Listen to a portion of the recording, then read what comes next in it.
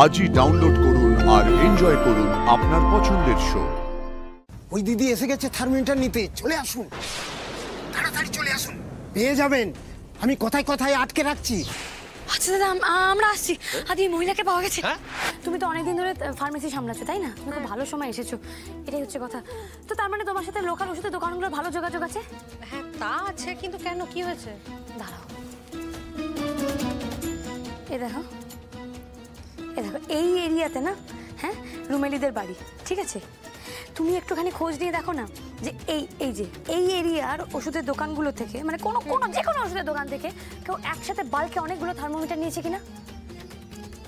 চট মাগনি পট বিয়া, মানে সময় নষ্ট করার কোনো দরকার নেই। তনুশ্রীকে আসতেই অমনি কাজে লাগিয়ে দিলে। আর তনুশ্রীদি সেটা করেও দেবে।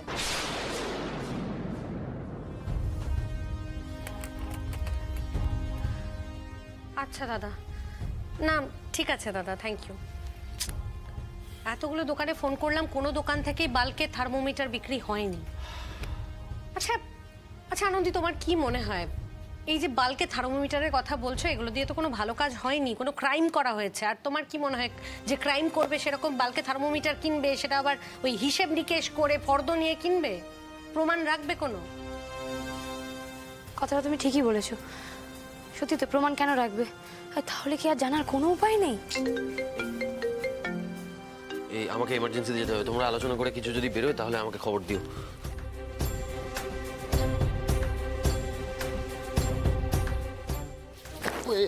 আরে দাদা, সাবধানে দেখে যাবেন তো।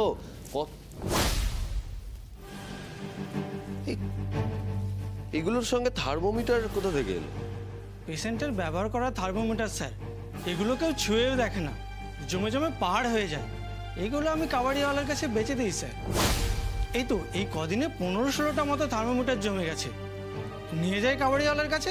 কোথায় রাখবো স্যার? আনন্দি, শুধু ওষুধের দোকানেই থার্মোমিটার পাওয়া যায় না, আরো জায়গা আছে থার্মোমিটার পাওয়ার, আমরাই শুধু জানতাম না। আচ্ছা, আপনি আমাকে ওই কাবাডিওয়ালার নাম্বারটা দিতে পারবেন? হ্যাঁ স্যার।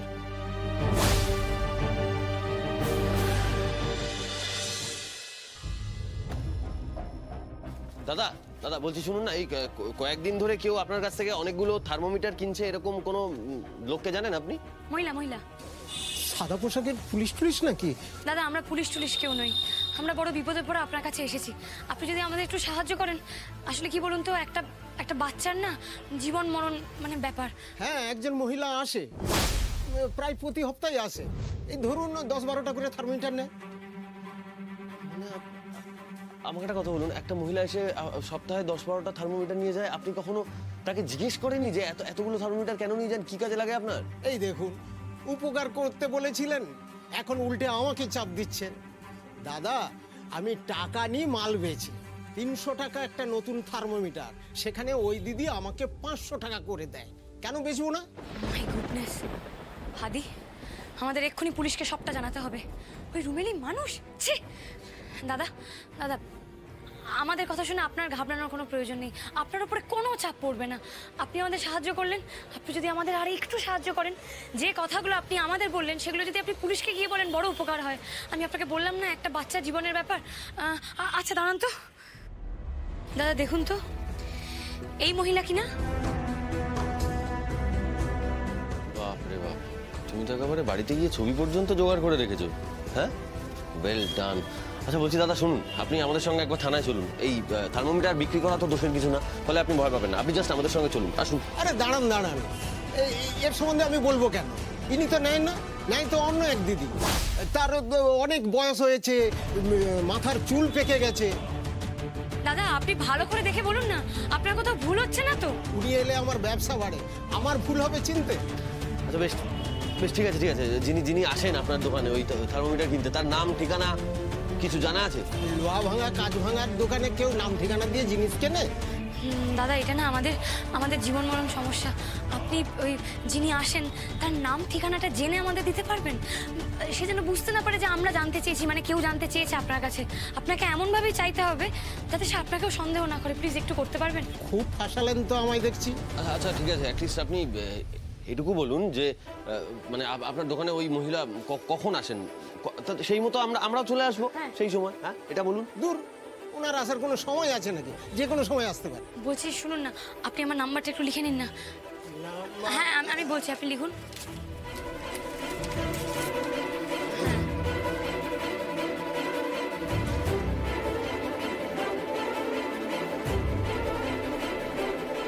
দাদা বলছি আমাদের জন্য বলছি না, কিন্তু মানে বুঝতেই তো পারছেন একটা বাচ্চার জীবনের প্রশ্ন, একটু দেখবেন যতটা আপনি করতে পারেন আমাদের জন্য।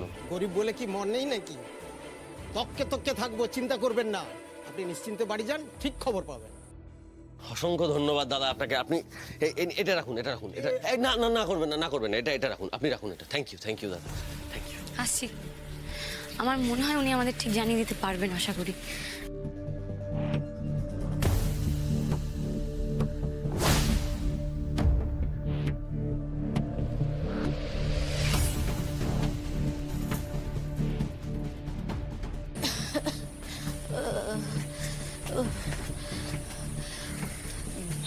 দশটা থার্মোমিটার দিন তো দাদা।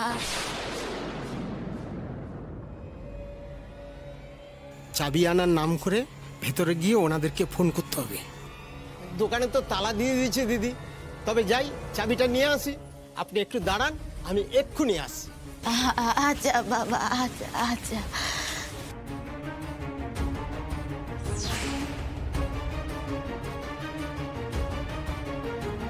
আমি জানতাম খুঁজতে খুঁজতে এই পর্যন্ত তোমরা ঠিক পৌঁছে যাবে, কিন্তু তোমরা যদি চলো ডালে ডালে, রুমেলা চলে পাতায় পাতায়। এত সহজ আমাকে ধরা?